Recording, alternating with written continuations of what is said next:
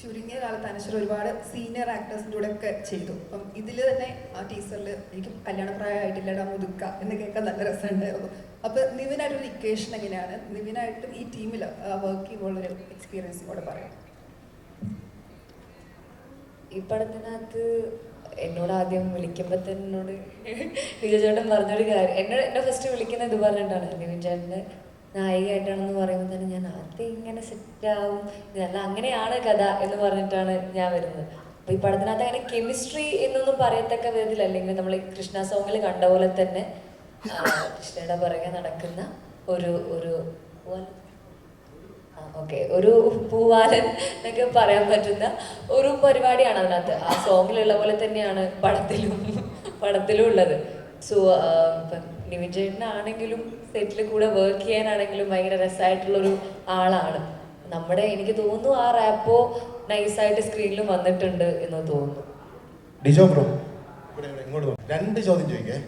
ഒന്ന്, first movie തൊട്ട് ഈ 3 സിനിമകളും ഷാരിസ് ബ്രോനെ വട്ടം പിടിച്ചിട്ടുണ്ട്. അത് മറ്റൊരാളെ സെലക്ട് ചെയ്യാനുള്ള കോൺഫിഡൻസ് കുറവാണോ, അതോ ഷാരിസ് ബ്രോയോടുള്ള കോൺഫിഡൻസിന്റെ കൂടുതലാണോ? അല്ല, ബേസിക്കലി എനിക്ക് പേഴ്സണലി ഞങ്ങൾ ഒരുമിച്ച് വന്നവരാണ്, ഞാനും ഷാരിസും.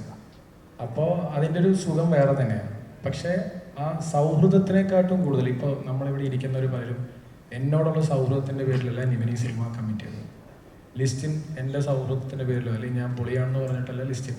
കാര്യം ശരിയാണ്, ലിസ്റ്റിൻ പറഞ്ഞ് ഇത്രയും ആ സിനിമ ഇത്ര പൈസ മുടക്കി, അതൊക്കെ ശരിയാണ്. പക്ഷെ അൾട്ടിമേറ്റ്ലി ഞാൻ ആസ് എ ഡയറക്ടർ ഞാനൊരു സിനിമ ചൂസ് ചെയ്യുന്നത് അതിൻ്റെ കഥ അല്ലെങ്കിൽ അതിൻ്റെ സോള് നമുക്ക് കണക്റ്റ് ആവുമ്പോഴേ ഞാനിത് എടുക്കത്തുള്ളൂ.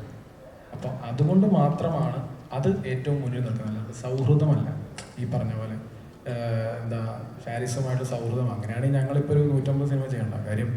അവൻ എൻ്റെ അടുത്ത് പല കഥകളും ചർച്ച ചെയ്തിട്ടുണ്ട്. അവൻ എന്നെ അറിയാം ചിലത് നിനക്ക് വർക്കായില്ലല്ലേ എന്ന് അവനും എന്നോട് പറയും. കാര്യം ഞങ്ങൾ നമ്മൾ ബന്ധം അതാണ്. അങ്ങനെ വർക്കാവാത്തതാണോ വേറെ ചെയ്തത്? ഇല്ലില്ല, അത് അവൻ എന്നോട് പറഞ്ഞതല്ല. ഒരു ക്വസ്റ്റ്യൻ കൂടെ. ഇപ്പോൾ നമ്മൾ ക്യൂരിലെ ഒരു പ്രൊഫസറായിട്ട് ആക്ട് ചെയ്തിട്ടുണ്ട്. നെക്സ്റ്റ് മൂവി ജനഗണമനയിലും പ്രൊഫസർ. അപ്പോൾ അതിലിപ്പോൾ കള്ളനും കൊള്ളക്കാരനും പോകുമ്പോഴൊക്കെ ഉണ്ടായിട്ട് ഈ പ്രൊഫസർ തന്നെ തിരഞ്ഞെടുത്തത് ബോധപൂർവ്വം എടുത്തതാണ്? അല്ല, അത് അങ്ങനത്തെ സിനിമയിൽ അവിടെ ഒരു ഏരിയ വന്നപ്പോൾ ഞാനത് എക്സ്പ്ലോർ ചെയ്യാമെന്ന് ഓർത്ത് എടുത്തത് മാത്രമാണ്. രണ്ടാമത്തേത് ഇല്ല, അവിടെ ഒരാൾ ഒന്നുമില്ല.